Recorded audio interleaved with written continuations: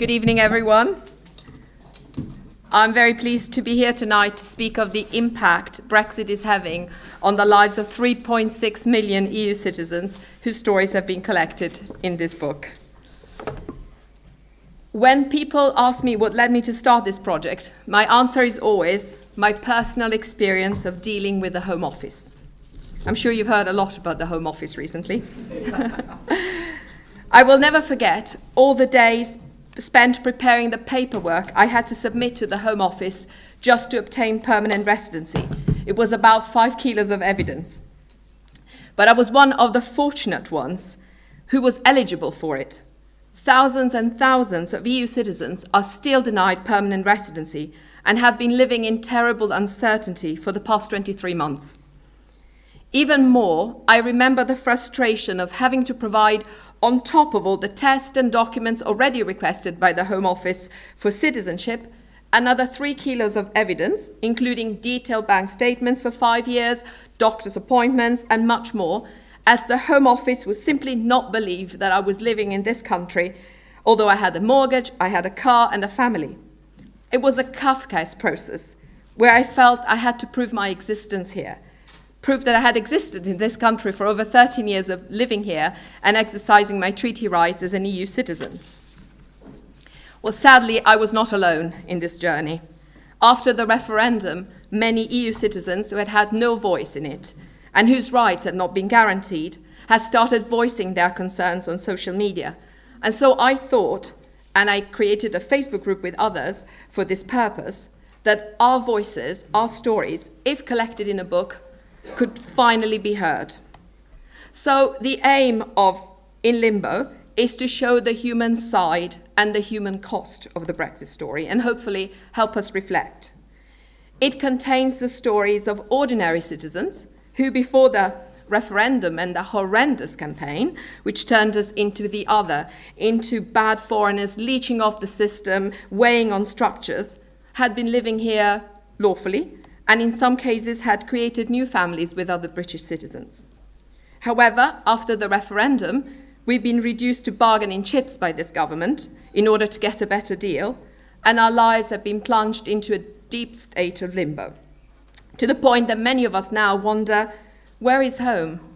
Where is home after many years of living here, sometimes 50, 60? I think, for instance, of a Dutch widow of 76 who left Amsterdam when she was 19 and whose husband is buried here. She told me she hasn't had a good night's sleep since the referendum because she cannot find the documents to obtain permanent residency and doesn't even know whether she will qualify for settled status. So she lives in constant fear, as she would have nowhere to go back to if she was asked to leave. So the book also describes the limbo of carers, students, vulnerable people, or for instance, stay-at-home wives of British husbands, many of them, like Veronique, the co-editor of the book. She came here 30 years ago as an Erasmus student, welcomed here, married a British person, and now wonders what's going to happen to her, since again, she does not qualify for permanent residency and therefore citizenship, because she has not paid for this infamous CSI, Comprehensive Sickness Insurance, nobody had heard of, which was deemed illegal by EU standards, but which is still not clear whether it will be abolished for settled status unless it's included in the withdrawal bill. Then there is the limbo of many academics, for instance, and scientists. For instance, Dr. Kinga Bershen from Hungary, who was refused permanent residency, although she found a breakthrough cure for a disease. Finally, there is the limbo of many who faced racism and xenophobia, like the administrator of our Facebook group last week. She was on a train from London back to Leeds, and she was victim of an attack, with her son who's mixed race. Now, I know that racism and xenophobia exist in every country, but it's a fact that hate crimes have spiked up after the referendum.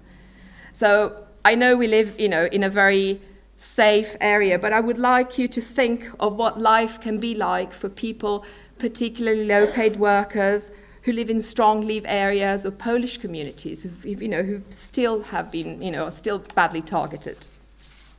Several of these people have not left their testimony in the book for fear of being recognized and losing their jobs. but this is indicative of a very unhealthy atmosphere. 23 months of uncertainty have proven to be an enormous burden for many of us. Many feel no longer safe due to the hostile environment, a term coined by Theresa May in 2012 to discourage immigration, a hostile environment which surrounds us and to which we'll still be greatly exposed when settled status is implemented, despite the government or the media telling us that things are sorted. Well, things are far from sorted. And lawyers from the 3 Million Group, for instance, who's campaigning for our rights, have prepared a document with now 150 questions about settled status, which, unless addressed, will leave us very exposed to the hostile environment. A lot has been said these days about the Windrush generation and the shameful treatment of these British citizens by the Home Office.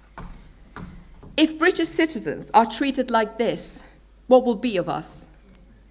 EU citizens worry and wonder whether we could be next. After all, we too came here in good faith. We were told we could stay, that we didn't need any extra document. Now the rug has been pulled under our feet, and we're asked to apply, not to register, for settled status to regain most of our rights, but many could fall through the system. Even worse, on Wednesday, the immigration exemption to the Data Protection Bill has passed and will become law on the 25th of May. This means that the Home Office can deny access to our data. So, for instance, if somebody is refused PR, if a mistake happens, we may have no way of accessing our records to appeal. I think that in the light of the Windrush scandal, this is disgraceful and will only give us an hostile environment plus. A hostile environment which is already amongst us. EU citizens are increasingly encountering difficulties in renting, opening bank accounts, obtaining a mortgage, not to mention the 100 deportation letters sent by the Home Office by mistake. 2 were sent to members of our group. One was a Finnish academic and the other a young car factory worker upon his return from the holidays. The Guardian in December reported that more than 5,000 EU citizens had been deported in the past 12 months. Many are being detained in deportation centres for things as minor as driving offences.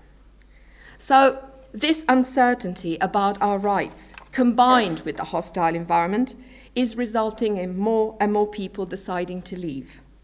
It's no surprise that 4,000 EU nurses have left, and over 95% of them have refused to come here.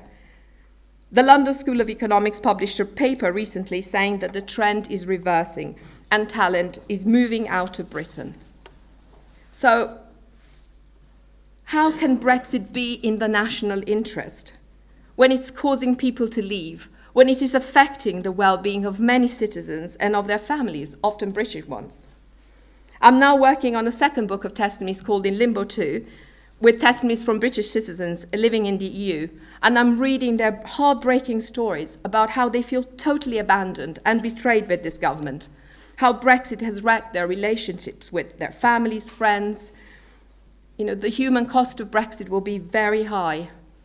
Apathy, therefore, is no longer an option, as we may end up living in a country we hardly recognise, and the hostile environment can affect all of us.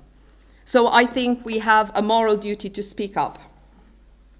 To conclude, I would like to make an appeal to politicians to help us ensure that the 150 questions regarding settled status are addressed, and hopefully push the government to find resources so that local face-to-face caseworkers are appointed to help us apply for settled status and identify cases which need legal aid before people apply with the risk of becoming illegal.